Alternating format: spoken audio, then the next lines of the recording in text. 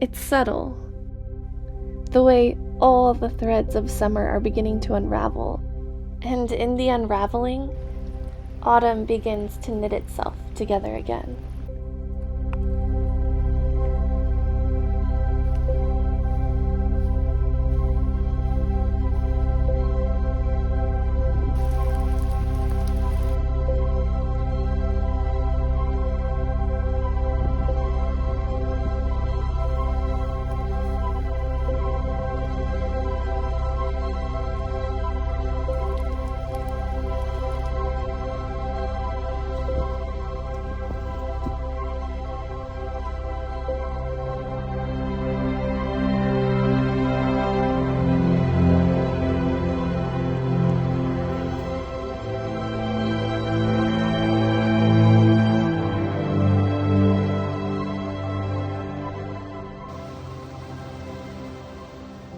Although I'm still really enjoying these final moments before fall completely takes over, I wanted to start preparing for autumn in the coziest way I could think of.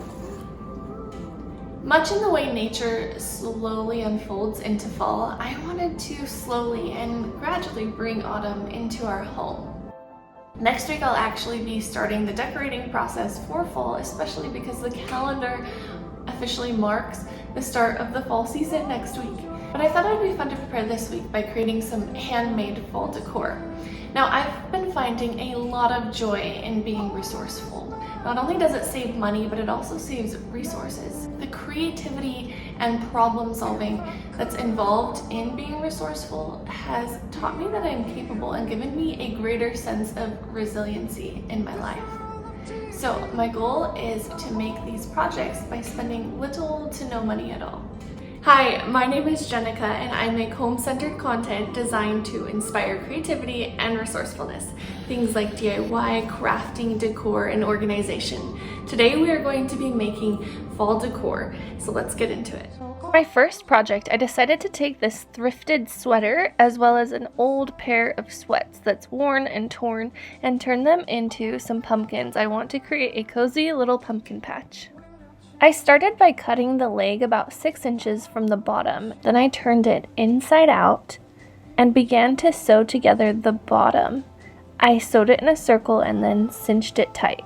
Once I knew the bottom was nice and secure, I turned it right side out and filled it with some stuffing.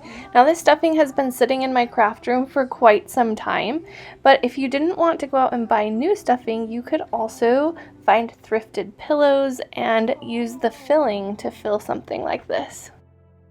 After my pumpkin was full, I grabbed some twine and just tightly wrapped it around the top. I tied a knot so that it wouldn't come out. Next, I ran some thread all along the outside of the pumpkin. I sewed it through the top as well as through the bottom, and then I pulled it tight. Once I cinched it, it created this indent just like a pumpkin has on both sides. I did it a second time going the opposite direction, and you'll see later on other pumpkins I actually ended up doing it 4 times instead of just 2, but I love the way this made indents just like a pumpkin has. Okay, for the stem of the pumpkin, I just grabbed the excess fabric at the top and wrapped it in twine. Once it was the length that I liked, I cut off the extra fabric and just wrapped the twine around the top in a spiral, gluing it with hot glue to keep it in place. After using my sweats to make a few different pumpkins, I grabbed the sweater sleeves and made some pumpkins as well. I made a smaller pumpkin here following the same process, except this time I added extra indentations and I really love how it turned out. I sewed up the armholes and then used the body of the sweater to make this giant pumpkin. I used the same process and I am in love with it. It's like a giant pillow. It is so soft and cozy. Here's my little sweater pumpkin patch. I want to add more colors eventually, but I love how it turned out. Okay, it is wreath making time, and I had this old wreath. I'm not sure where I got it. I think I got it second hand, either as a gift or at the thrift store, because I know I didn't buy it from a craft store. But I know you can buy them from a craft store, or you could even try making your own.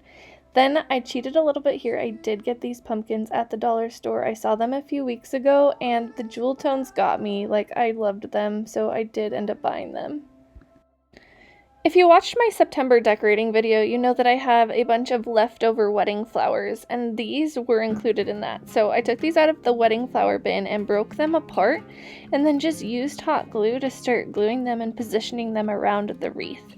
This was my main source of filling in the wreath, and so I wanted it nice and thick. Now, if you're from Utah, you know that sagebrush here grows like a weed. Now, this time of year, it goes to seed, which is perfect because it creates these beautiful shoots, and they're perfect for drying. So I foraged some, collected some, dried them out, and now I'm just going to include them in my wreath. You'll see here in a second that I moved my felt pumpkins around quite a bit. I had a hard time picking where I wanted them, but in the meantime, I grabbed these pumpkins I had gotten, I think a few years ago at the dollar store, and I just glued them around the wreath.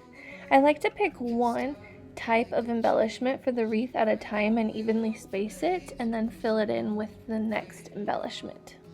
I also got these orange glittery balls a few years ago at the thrift store, and they've just been taking up space in my craft room as well. So I filled in the empty spaces with those little balls. Then I grabbed some extra ribbon. I had some scrap ribbon from other projects like my stockings I made last year, as well as some fall decor from last year.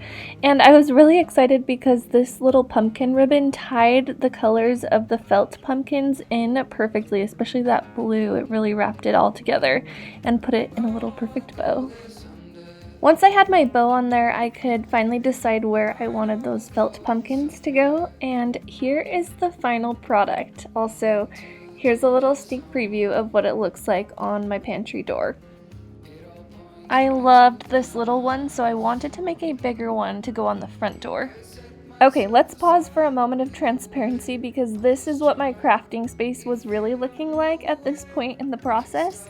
Sometimes being creative, especially for me, can get really messy, and that's okay because messes can be cleaned, but I would hate for anyone to choose not to be creative because of this false hope for perfection.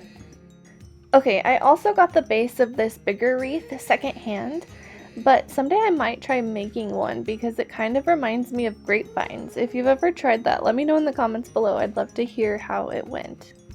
For the main body of this wreath, I made it pretty similarly, except that I spaced my felt pumpkins throughout the wreath rather than clumping them all together.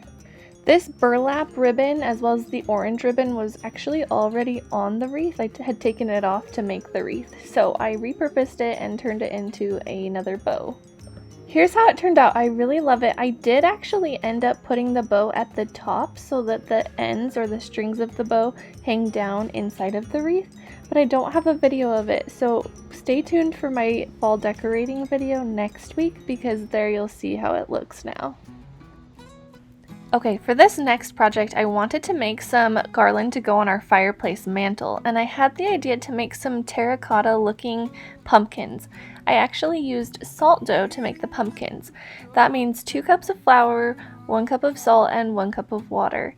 Then I mixed those ingredients all together. And on a cookie sheet, I started forming pumpkins. I ended up making ovals and combining them together and then making these little stems at the top.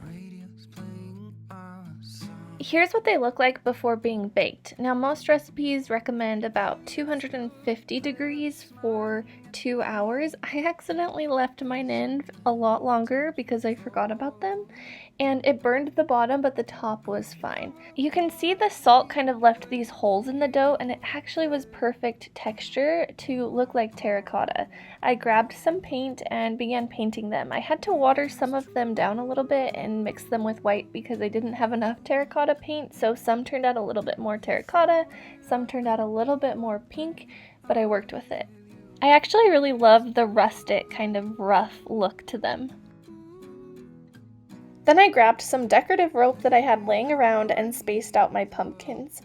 I also grabbed some scrap fabric. In fact, this pink fabric is a scarf that I got from Goodwill with the intention of using it for a project like this, so I was excited to put this scrap fabric to use. I cut 3 strips of fabric and tied them between each of the pumpkins. I am so excited to see how this looks on our mantle when I decorate in a few days, but in the meantime, I love how it turned out.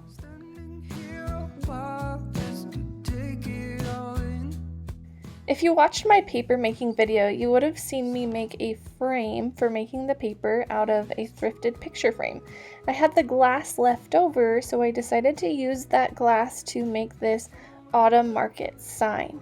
Now, I just went ahead and wrote directly on the glass because I really enjoy calligraphy and it's something I've been working on for a long time.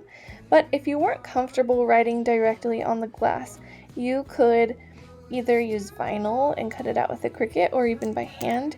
You could also print a paper and put it underneath the glass and then trace your letters. Once I was happy with the way that my sign looked, I grabbed some wooden beads. Now I think I actually got these at the dollar store too. I taught summer camps, and for one of our activities we were going to use them and didn't end up using them. So I had them left over and I just glued them around the glass to kind of create a frame. Here's the finished product, and I am really excited to style this when I decorate for fall in my next video. Speaking of which, I am posting a video every Friday, so please hit like and subscribe. Your support means the world and helps keep me going, so thank you so much for following along. I will see you next time.